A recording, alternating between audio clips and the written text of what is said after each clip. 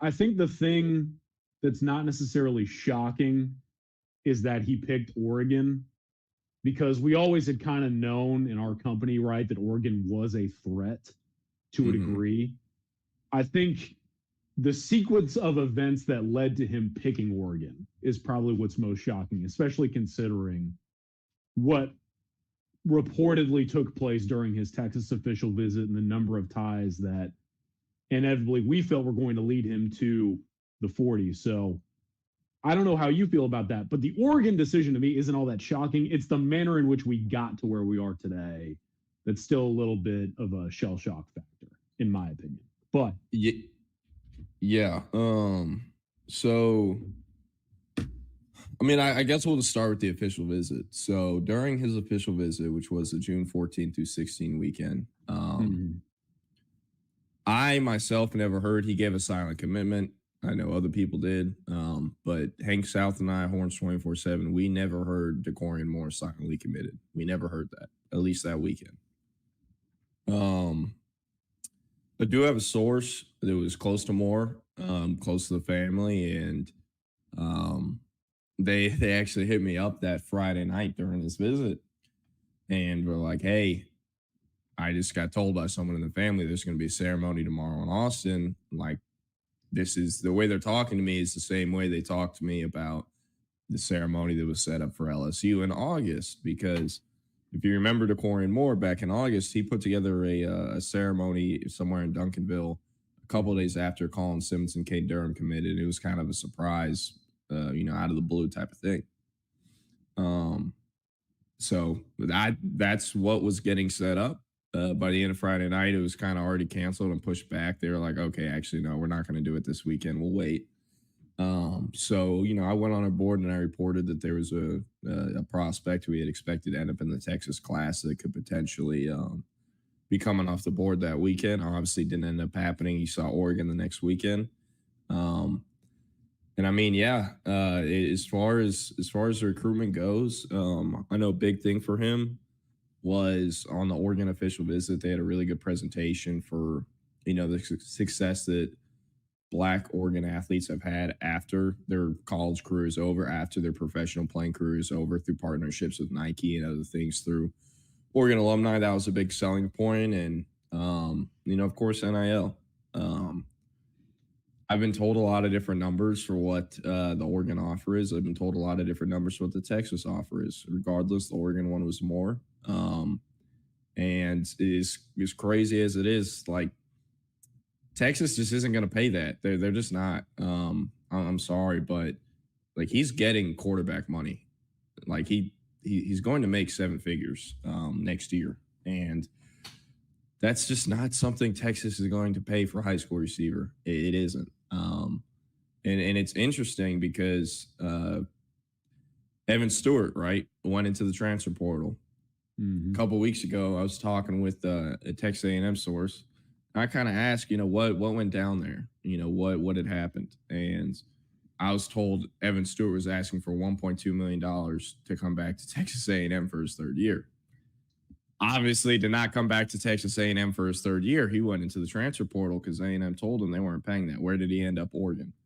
I don't know if Oregon is paying him the full 1.2, but I know they have the funds to pay him at least seven figures. So I know they can do it. So the different numbers I've been told for Oregon, they kind of vary, but all of them fall in the seven figures range. So, that being said, like, you can't fault Texas for not coming with that. At least in my opinion, that's how I feel about it. Yeah. Because what happens whenever you fork over, I don't know, let's say 1.2 first year for Dakorien? Jamie French and Khalil Lockett are hearing about that, right? Right. And those are two other guys that you really want too. So that can mess up the dominoes with those guys. Also, just paying quarterback money for a freshman receiver is I just don't see Steve Sarkisian doing that. I just don't. Obviously, he's not who's in charge of the collective, but there are ties between them. So yeah, that's kind of how I feel about my take on the Dakorien Moore situation. Obviously, unfortunate for Texas, but I mean, if there's a position that's a 5-star that Texas is going to miss on, receiver's probably the best one. Right. It could have been way worse. I think Honestly, if we're going to talk about terms of need and a position of need, like you could make the argument that Riley Pettijohn was a bigger miss than Dakorien Moore. Like I'm so serious. Texas only returns 4 scholarship linebackers next year, and they only have Bo Barnes committed. Feel great about Jonathan Cunningham, but they wanted 4 backers at the beginning of the year, and they only have 1. Sure. Feel good about Jonathan Cunningham. There's 2. Matt and Framo probably still going to be Notre Dame. So Pettijohn was a big miss. Obviously, Dakorien Moore is a big miss, but I mean, yeah, I don't know what your thoughts are on it, Collin. I know, yeah, I'm not trying to poke fun here at all, but Oklahoma has lost a couple of recruitments due to NIL, and that's been well documented. So, I mean, kind of, what are your thoughts on the Dakorien Moore Oregon situation? Here's my thing with it, right?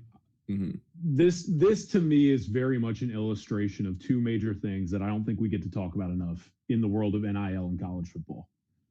Number one, there is not like an infinite amount of money. Contrary to popular belief, you can't just dole out millions of dollars to kids every single year and everyone gets happy, everyone gets paid, and everyone gets to play on the same roster. That's just not where we are in today's game.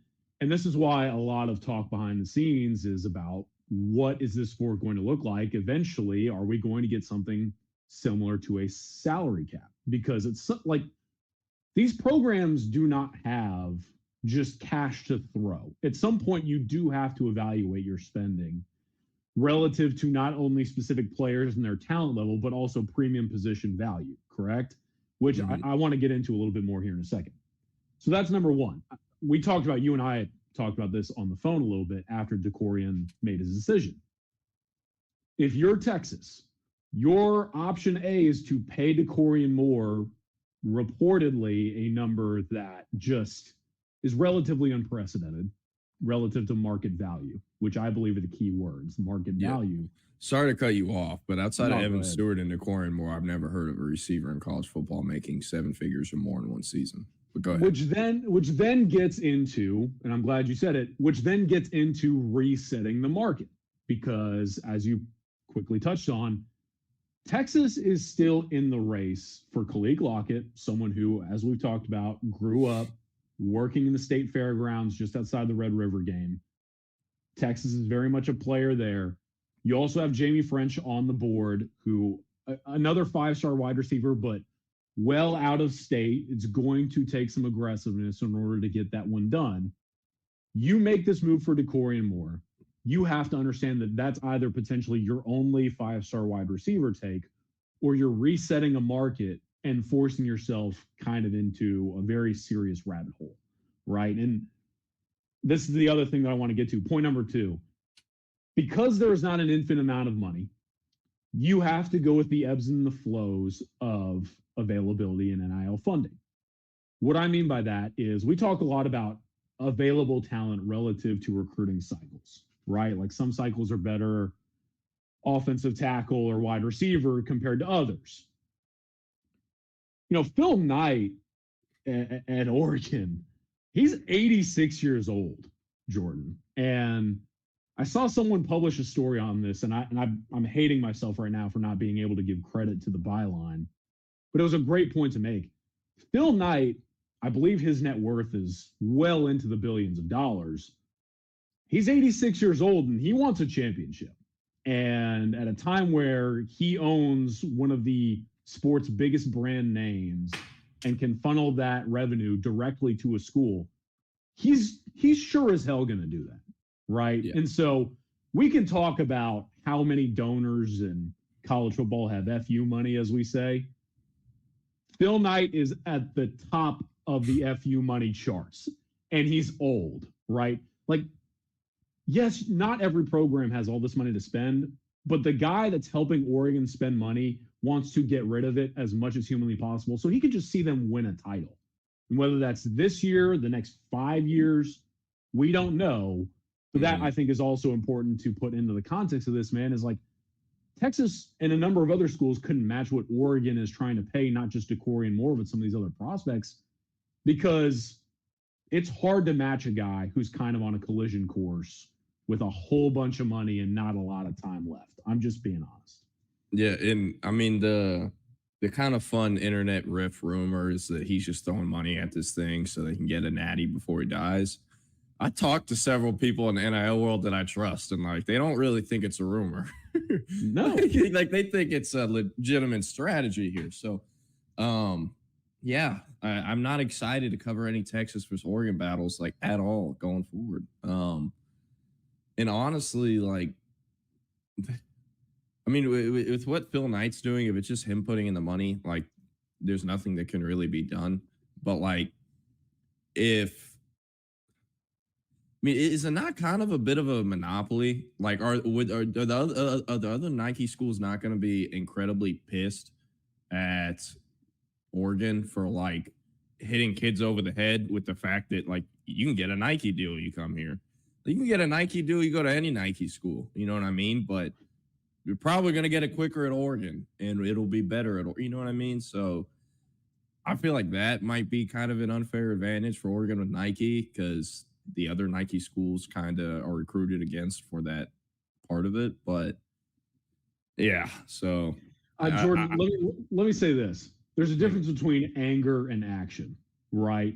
We can all be upset or angry, but at some point, I think we all kind of have to have that moment where we realize college football is an unfair sport.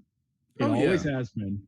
And until some sort of legislation is addressed in order to put some sort of cap on actions like this, what can you do, right? So, I mean, I think it's a really good point to bring up, but it's also, again, we have to remind folks, like, you can't do anything about it. Oh, yeah. No one can. Yeah. So the thing that kind of scares me, one of the NIL sources I spoke to over the weekend were like, so what do you think happens when Phil Knight passes away? And I was like, well, what do you mean? And he's like, what if he puts the Oregon Collective in his will? And I was like, oh, fuck. Like, what if he does do that? So it's 100% a thing. Boone Pickens at Oklahoma State. I know some Texas fans will know the name.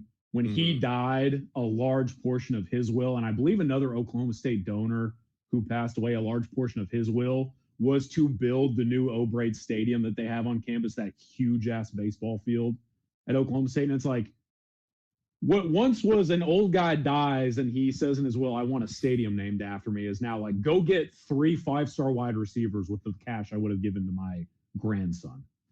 Yeah. There's a trade-off. America. But hey, as Jake Bayless says in the comments, who wants to die rich? So, by the way, folks, if you got questions, go ahead and file them in. We'd love to answer them. But another thing I do want to say, like, I know that the money is going to get beat over the head. You still do have to tip your cap to this Oregon staff, right? Oh, yeah. Dakorien Moore, everyone just kind of thinks today's recruiting landscape is just about who's the highest bidder.